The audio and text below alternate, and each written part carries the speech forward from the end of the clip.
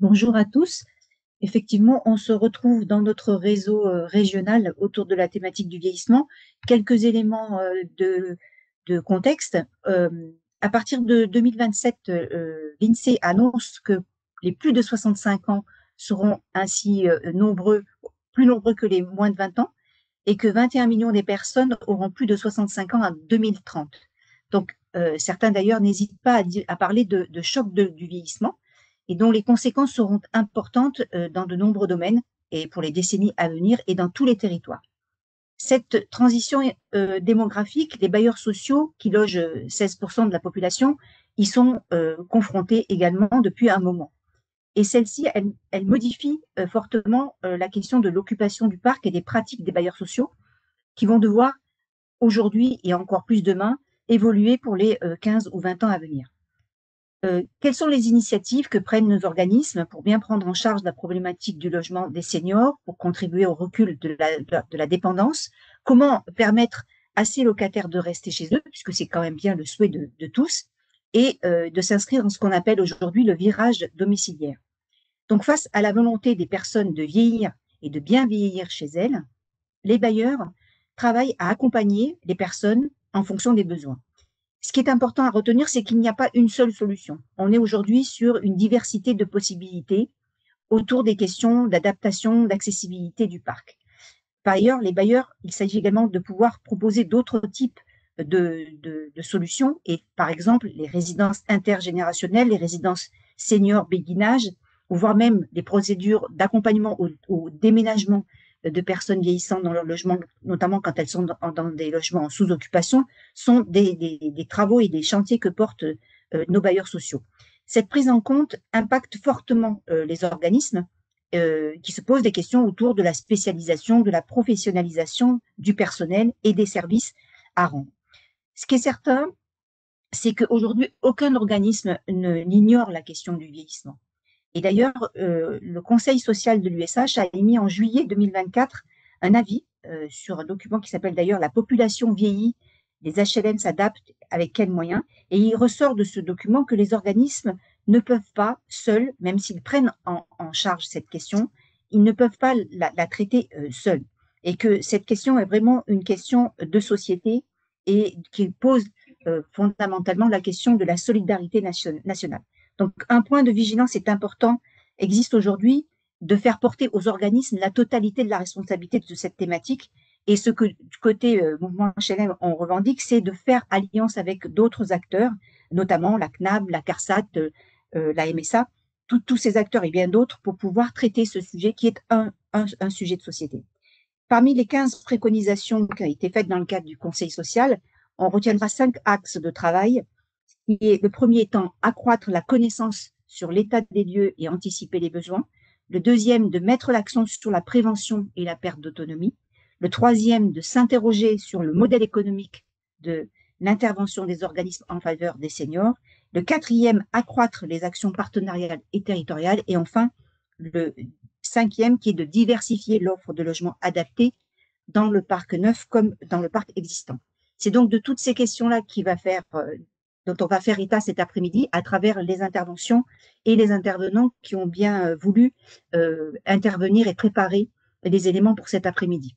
Donc, ce que je vous propose, c'est d'abord de remercier Pierre chez moi qui a travaillé et orchestré l'ensemble de cette séquence, remercier les intervenants qui vont faire état de leur savoir et de leur expertise, et puis enfin de vous souhaiter de bonnes fêtes de fin d'année, puisque je vais devoir vous quitter à l'issue de cette introduction. Merci à tous. Pour entamer cette séquence, je vous propose quelques données de cadrage pour voir quelle est la situation au niveau d'Auvergne-Rhône-Alpes, la France et d'Auvergne-Rhône-Alpes, comment Auvergne-Rhône-Alpes se situe par rapport à ces indicateurs. Alors, je fais juste une aparté, s'il vous plaît, faites attention sur la présentation à ne pas prendre la main. Elle est ouverte à tous, mais si vous pouviez éviter, ça éviterait quelques soucis techniques. Je vous remercie. Alors, pour attaquer, on a déjà quelques cartes et données à vous proposer pour vous montrer la situation. Donc, on est effectivement une région, Auvergne-Rhône-Alpes, qui est une région, j'ai intitulé moins vieille, puisque on est la troisième région métropolitaine avec la part la plus faible de personnes de plus de 65 ans, après l'Île-de-France et les Hauts-de-France. Bon, je ne parle pas des territoires d'outre-mer, puisque la situation est bien différente en termes de vieillissement, mais concrètement, on voit bien qu'il y a trois régions qui sont avec une part globalement plus faible de moins de 65 ans. Je vais trop vite. Si l'on zoome sur les départements, on voit bien aussi une différenciation. On dit souvent qu'Auvergne-Rhône-Alpes est une petite France.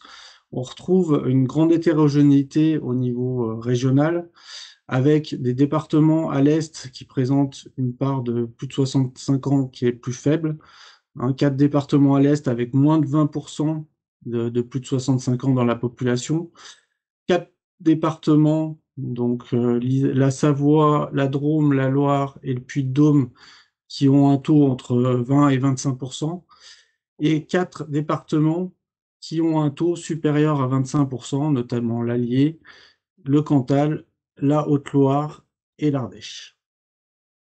Ce qui est intéressant, c'est aussi de descendre à une échelle encore plus fine que celle des départements, qui a tendance à homogénéiser, puisque finalement, on a aussi des différences au sein de ces départements.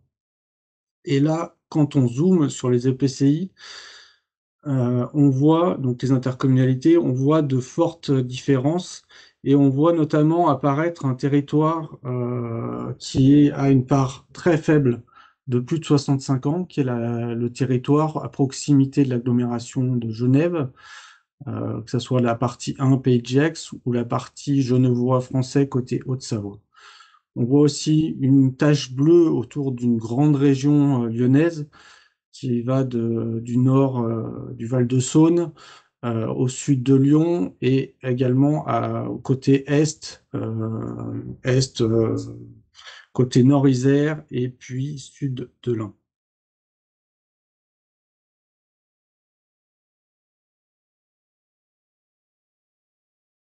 Ces deux cartes vous présentent aussi un autre indicateur qui est l'indice de vieillissement. Donc en fait, l'indice de vieillissement, c'est le rapport entre les moins de 20 ans et les plus de 65 ans dans la population. Là également, on retrouve les départements qu'on avait cités, qu'on avait vus précédemment, le Rhône, l'Ain et la Haute-Savoie, sur lesquels la part de plus de 65 ans par rapport aux moins de 20 ans est la plus faible. Là également, on retrouve les départements à l'ouest, cette séparation. Et quand on regarde au niveau EPCI, on voit que autour des métropoles, en tout cas des grandes agglomérations, on retrouve cette part plus faible des plus de 65 ans, une part plus importante aussi donc ce qui veut dire une part plus importante des moins de 20 ans sur ces territoires. On a quelques intercommunalités où il y a une population des plus de 65 ans qui est beaucoup plus forte que celle des moins de 20 ans.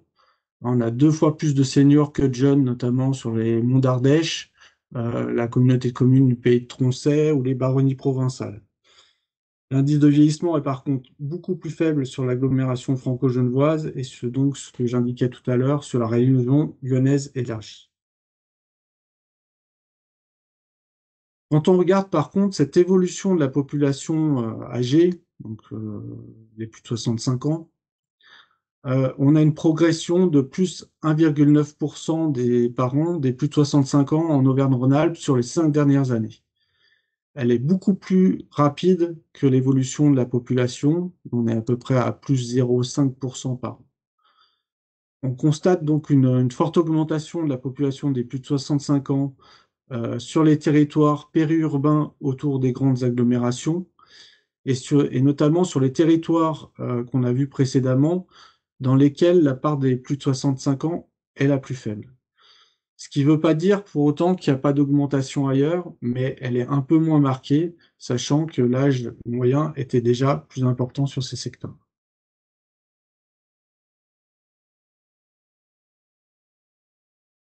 Quand on se projette un peu vers l'avenir, relativement lointain, puisque c'est les projections que fait l'INSEE sur l'évolution des plus de 65 ans à l'horizon 2070, 28,2% des habitants auront plus de 65 ans en 2070.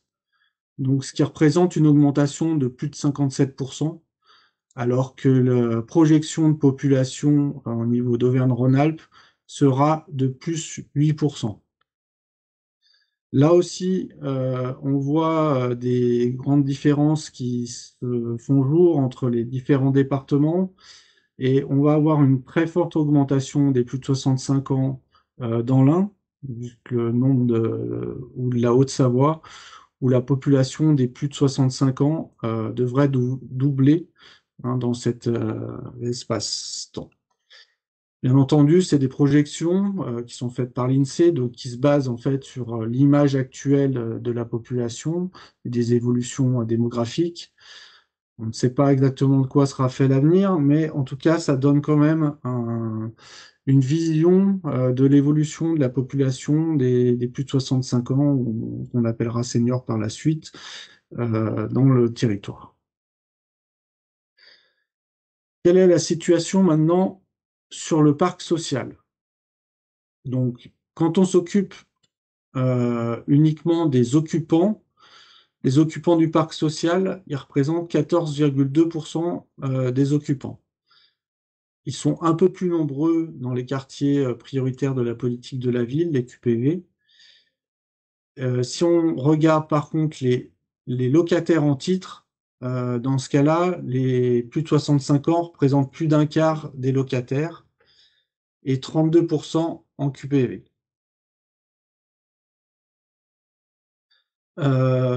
Il faut aussi savoir que deux tiers de personnes seules, enfin les locataires seniors dans le parc social, 2 tiers sont des personnes seules. Donc on a une part de personnes seules qui est beaucoup plus importante dans le parc social que dans le reste du parc général. Chez les autres locataires, c'est un locataire sur deux qui est une personne seule. Il y a un autre critère une autre caractéristique qui est extrêmement importante chez les locataires du parc social, c'est aussi sa vocation de loger les plus pauvres. Mais il faut savoir qu'un quart des personnes de plus de 65 ans seniors sont sous le seuil de pauvreté. Quand on regarde au niveau de la population générale, on n'est qu'à 9%. Voilà pour ces éléments un peu de chiffrés. L'idée, c'était pas de vous assommer de chiffres, mais en tout cas, ça permet de montrer à la fois la situation actuelle, les évolutions à venir qui seront très marquées en termes d'évolution de la population senior dans la population, et plus généralement dans la population, mais aussi dans le parc social. Et je vous invite maintenant à une présentation du projet Bienveillir au sein du parc social en Haute-Savoie.